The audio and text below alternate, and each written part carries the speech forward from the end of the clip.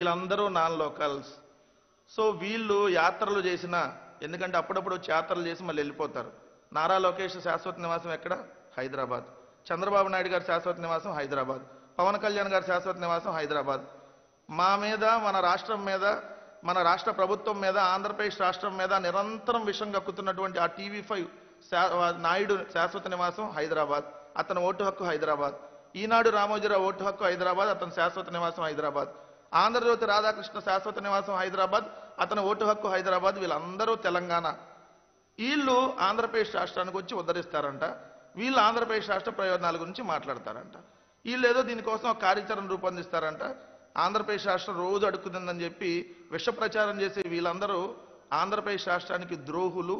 వీళ్ళందరూ ఆంధ్రప్రదేశ్ రాష్ట్ర నాశనాన్ని కోరుకునే వాళ్ళని మాత్రం మరోసారి స్పష్టంగా చెప్పబోతున్నాం. వీళ్ళందరూ కలిసి వస్తే కొన్ని చోట్ల ఏమైనా డిపాజిట్లు వస్తాయేమో, అంతకుమించి ఏ ఒక్క అసెంబ్లీ సీటు కూడా గెలిచేటటువంటి అవకాశం తెలుగుదేశానికి కానీ జనసేనకు కానీ వీళ్ళెవ్వరికీ లేదు.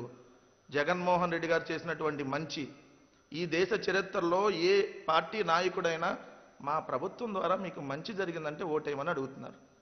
మా ప్రభుత్వం ద్వారా మీకు లబ్ధి చేకూరితేనే ఓటు వేయమని అడుగుతున్నారు. మేము ఇచ్చినటువంటి మేనిఫెస్టో మీకు అమలైతేనే ఓటేయమంటున్నారు. ఇప్పుడు చెప్పమనండి, 2014లో చంద్రబాబు నాయుడు ఇచ్చినటువంటి మేనిఫెస్టో అమలైతే మీరు ఓటేయమని చెప్పి అడగమనంటే రేపొద్దున మీరు బహిరంగ సభ పెడుతున్నారు కదా. ఇదే మేము అడుగుతున్నాం. మా 2019 మేనిఫెస్టో మీకు అమలైతే ఓటు వేయమంటున్నాం.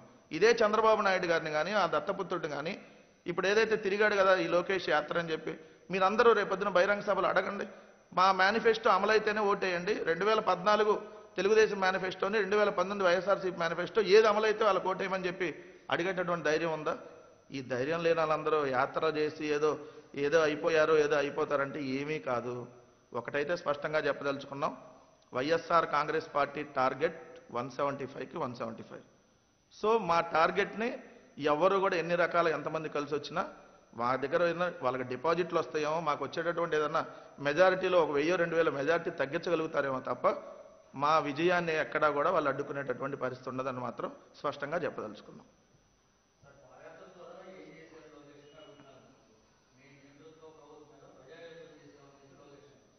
ప్రజాయుద్ధం అంటే ఎక్కడ రాశారు? అదే నిశ్శబ్ద యుద్ధం లాగా ఉంది మీరు చెప్తుంటే. ప్రజాయుద్ధం కాదు.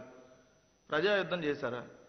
నిజంగా నారా లోకేష్ మాట్లాడినటువంటి మాటలకు కానీ, పవన్ కళ్యాణ్ మాట్లాడే మాటలకు కానీ, ఒకళ్ళేమో చెప్పులు తీసుకొని అంటారు, ఒకళ్ళేమో పేకల బిసికి చంపేస్తా, ఒకడేమో మేమందరినీ ఎర్ర బుక్కులో రాసుకున్న ఎస్పీ పేర్లతో సహా ఏదైతే పోలీస్ అధికారుల పేర్లు, ఏదైతే వైఎస్ఆర్ కాంగ్రెస్ పార్టీ ఎమ్మెల్యేల పేర్లు, మంత్రుల పేర్లు మేమందరూ ఎర్ర బుక్కులో రాసుకున్నాను, మీ అంతు తేలుస్తామని చెప్పి, లేదంటే అప్పుడే తొడలగొట్టి బూతులు తిట్టి ఒకడేమో బోషిడికే అంటాడు.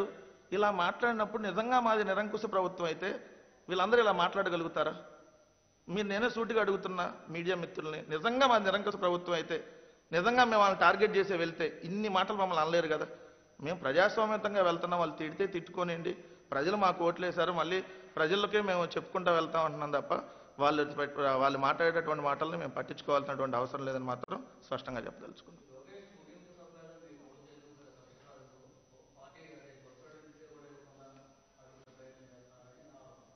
మేము బస్సులు ఎవరిని అడిగారు, అడిగితే ఎందుకు ఇవ్వలేదు అనేది వాళ్ళని అడగమనండి. అచ్చెన్నాయుడు గారు రోజుకో ప్రకటన చేస్తాడు. మొన్నటిదా పవన్ కళ్యాణ్ రావట్లేదు అన్నాడు, వాళ్ళు వస్తున్నా అన్నాడు. ఇప్పుడు ఆయన మాటలు మనం ఆయనే కదా పార్టీ లేదు బొక్క లేదన్నాడు, మళ్ళీ బస్సులు ఎందుకు నాకు అర్థం కాలేదు. సో బస్సులు మేము ఇచ్చేది ఆర్టీసీ అక్కడ అవైలబుల్ ఉంటే బస్సులు ఎవరు అడిగినా ఇస్తారు. పెళ్లిళ్ళకి ఇవ్వట్లేదా బస్సులు? ఏదైనా ఫంక్షన్లకు కావాలంటే బస్సులు ఇవ్వట్లేదా? ఇదే తెలుగుదేశం పార్టీకి సంబంధించినటువంటి అనేక మీటింగ్లకు కూడా ఇదే బస్సులను తీసుకెళ్లారు కదా. సో ఎవరైనా డబ్బులు కట్టి బస్సులు తీసుకెళ్లవచ్చు. వాళ్ళు ఓరనే అడుగుంటే ఇచ్చుండదు ప్రభుత్వం, అది ఆర్టీసీ వాళ్ళు. ఓరన ఎవరైనా డబ్బులు కడితే తీసుకెళ్లవచ్చు.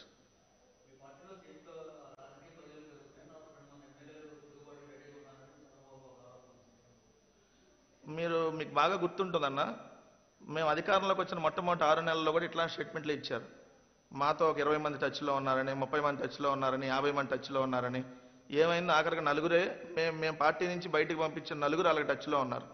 ఏదైతే వాళ్ళు కోటంరెడ్డి శ్రీధర్ రెడ్డో, లేదంటే ఉండవల్లి శ్రీదేవో, ఆనమో, ఎవరైతే మేకపాటి చంద్రశేఖర్ రెడ్డి, ఆ నలుగురు అలాగే టచ్లో ఉన్నారు.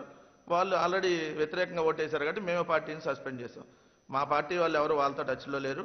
ఒకటైతే స్పష్టంగా చెప్పదలుచుకున్నాం, వైఎస్ఆర్ కాంగ్రెస్ పార్టీ ఇప్పుడు అభ్యర్థుల మార్పులు చేర్పులు ఇవన్నీ 175కి 175 గెలిచేదానికి. మేమేదో 130, 140 లేదా 120 టార్గెట్గా పెట్టుకెళ్తే మీరు అన్నట్టుగా మార్పులు చేర్పులు చేయాల్సినటువంటి